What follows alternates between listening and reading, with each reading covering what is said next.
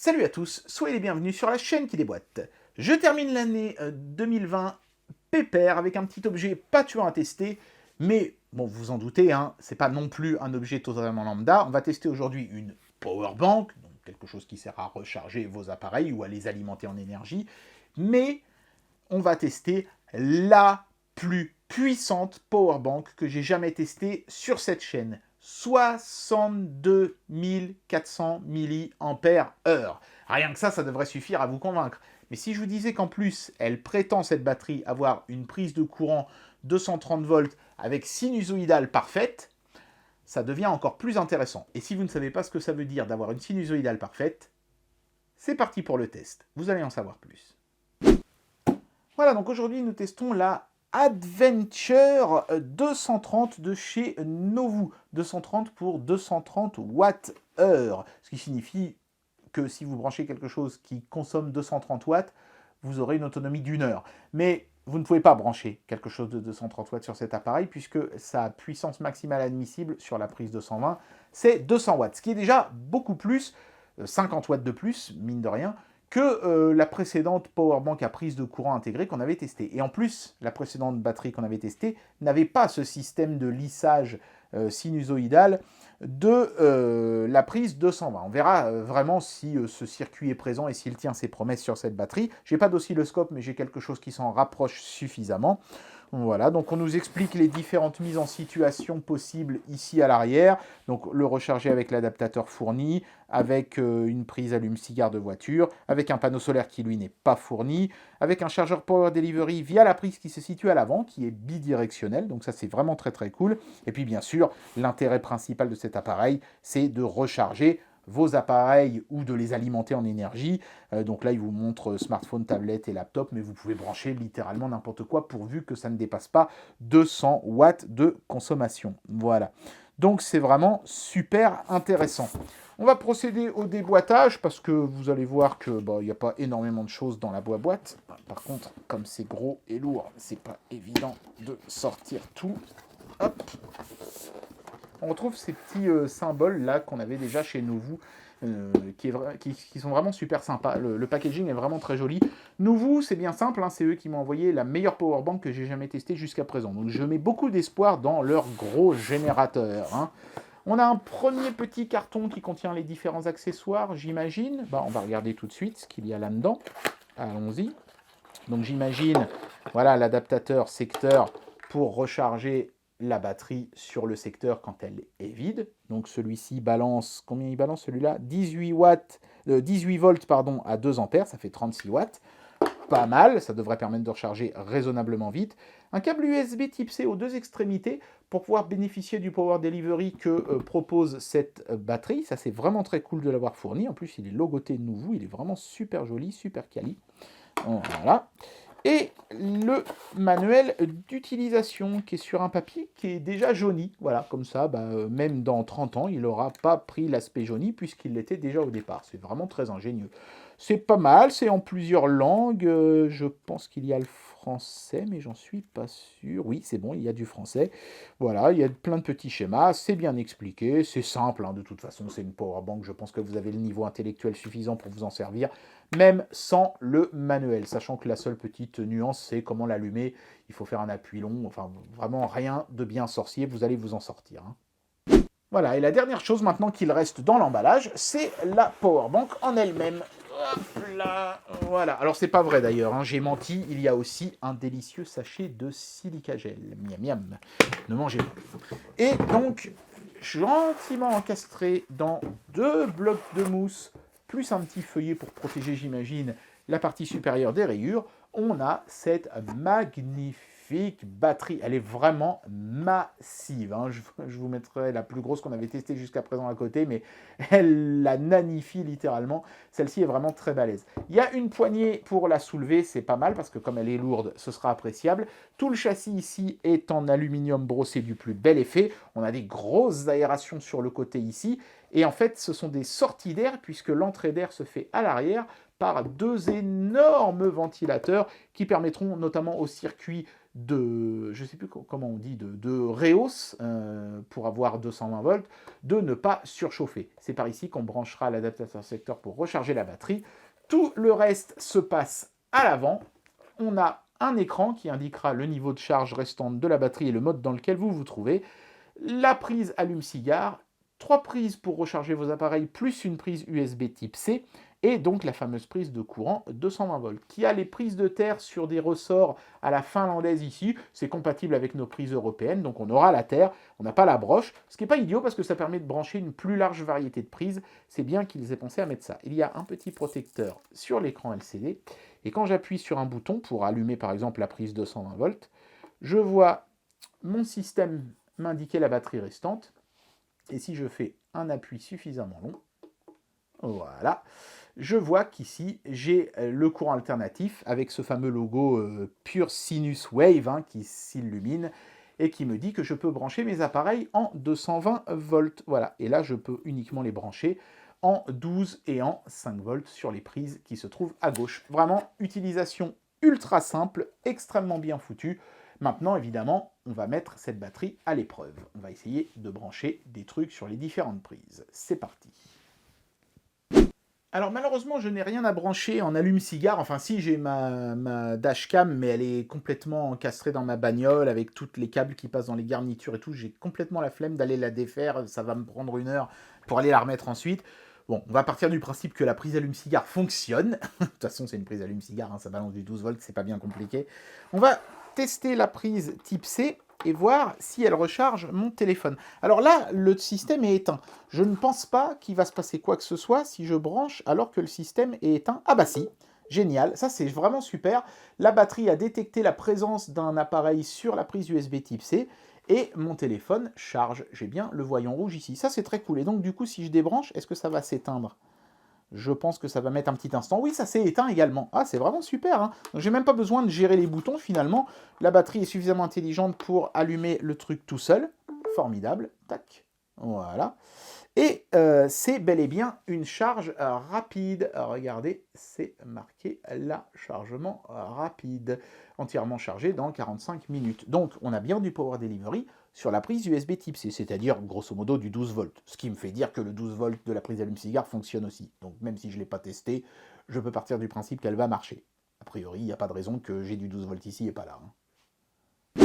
Alors avant de brancher les appareils sur la prise 220 volts, parlons un petit peu de cette fameuse sinusoïdale lissée. Je ne vais pas rentrer dans les détails techniques, sachez simplement que un appareil qui se branche sur du courant alternatif a besoin d'une sinusoïdale, d'un courant qui fait comme ça une sorte de courbe qui monte et qui descend, pour pouvoir fonctionner correctement. Et plus on va être sur une courbe harmonieuse, mieux l'appareil fonctionnera. Sur ce genre de batterie, c'était celle de chez Bodens, qui jusqu'à présent était la plus grosse qu'on avait testée sur ma chaîne. Il n'y a pas de circuit de redressage, c'est-à-dire que c'est vraiment par escalier que le courant monte et descend pour faire une sinusoïdale. Du coup, les appareils vont être un peu moins bien fonctionnels sur ce genre de batterie que sur celle-là. Ça veut dire par exemple que si je branche une lampe, elle risque d'avoir des petits vacillements, des petits scintillements que là j'aurais pas. Si je branche un moteur électrique, par exemple un ventilateur, il risque de faire plus de bruit anormaux sur une batterie comme ça que sur celle-là. Et puis si je branche par exemple un adaptateur secteur de laptop, il sera davantage sollicité, il sera obligé de travailler davantage branché sur une prise comme ça qui n'a pas un courant très propre que sur une prise comme celle-ci qui a un courant plus harmonieux. Maintenant, c'est ce que prétend cette batterie, qu'elle a un courant harmonieux. Est-ce qu'elle l'a vraiment ? Il n'y a qu'un seul moyen de le savoir. J'ai pas d'oscilloscope, mais j'ai quelque chose qui s'en rapproche suffisamment, un multimètre qui peut tracer des courbes. Je vais d'abord le brancher sur la batterie Bodens, on va regarder la gueule de la courbe, et on comparera avec celle de la batterie de chez Novoo. C'est parti. Voilà, donc comme je vous le disais, je n'ai pas d'oscilloscope, mais j'ai un multimètre qui affiche le courant sur son écran graphique comme ça. Ça devrait suffire pour imager ce que j'essaye de vous expliquer. Ici, on est branché sur la batterie Bodens qui n'a pas de filtre et qui donc va avoir une sinusoïdale avec des crêtes, avec des effets d'escalier. Je vais la mettre en marche.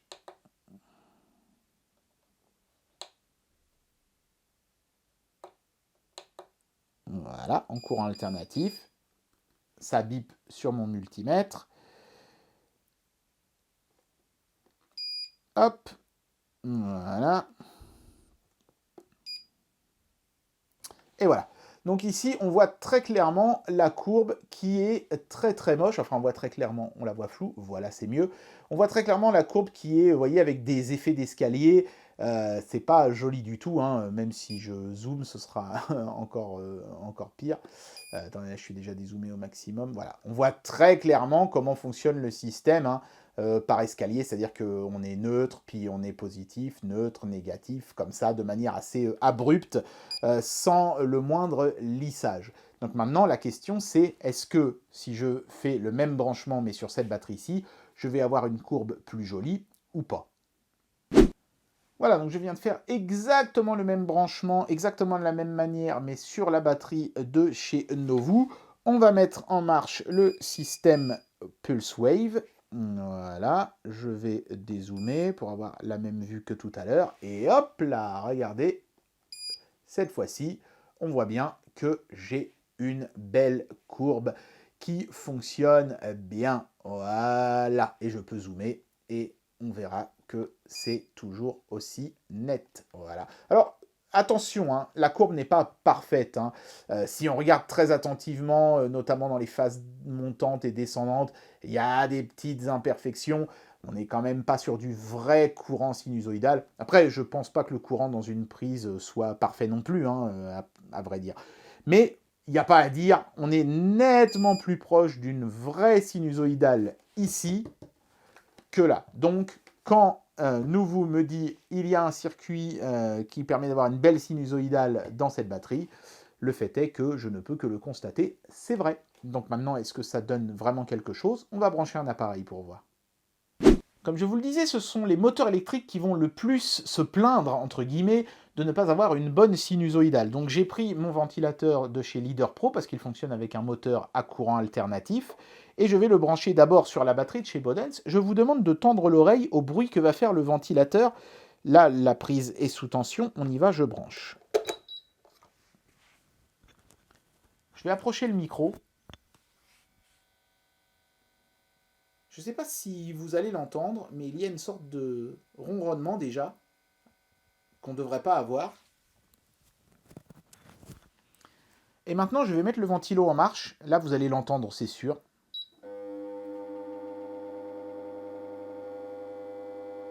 Ça fonctionne, hein, il tourne, mais il fait un vilain bruit qu'il ne devrait pas faire normalement. On va brancher de la même manière le même ventilo sur la batterie de chez Novoo maintenant. Voilà, je fais exactement le même branchement. Je vais mettre le micro près du ventilo pour que vous puissiez entendre.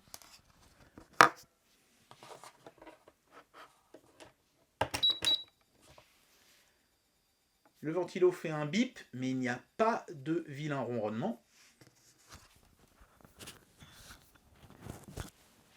Et maintenant, je mets le ventilo en marche. Et là, c'est pareil, vous allez immédiatement entendre la différence.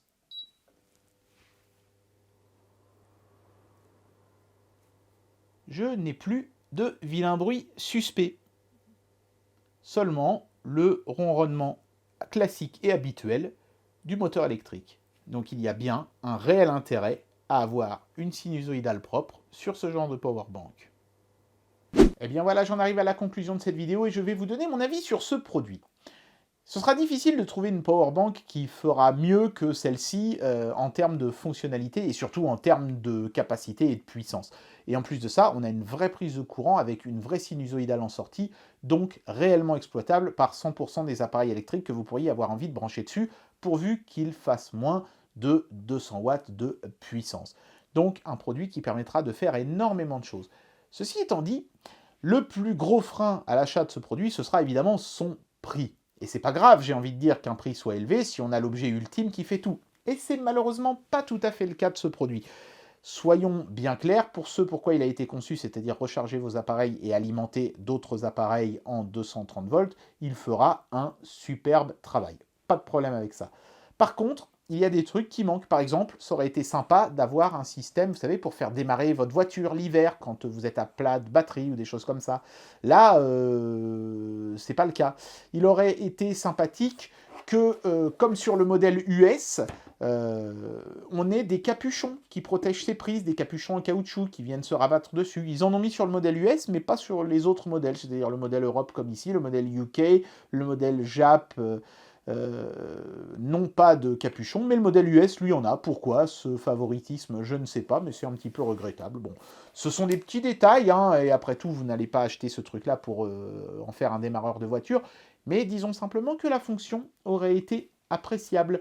Ça reste The Master Race Powerbank de toute façon, clairement, mais pour le prix, 2 ou 3 petites options de plus auraient malgré tout été les bienvenues. Voilà, maintenant... moi, je l'adore, hein, cette powerbank. Hein. Je vais la garder et elle va m'être extrêmement utile. En plus, ça va me permettre d'avoir une prise de courant immédiatement disponible pour tous les appareils qui se branchent en 220. Maintenant, j'ai plus besoin d'avoir des rallonges ou des machins. J'ai ça immédiatement sous la table et ça va être super.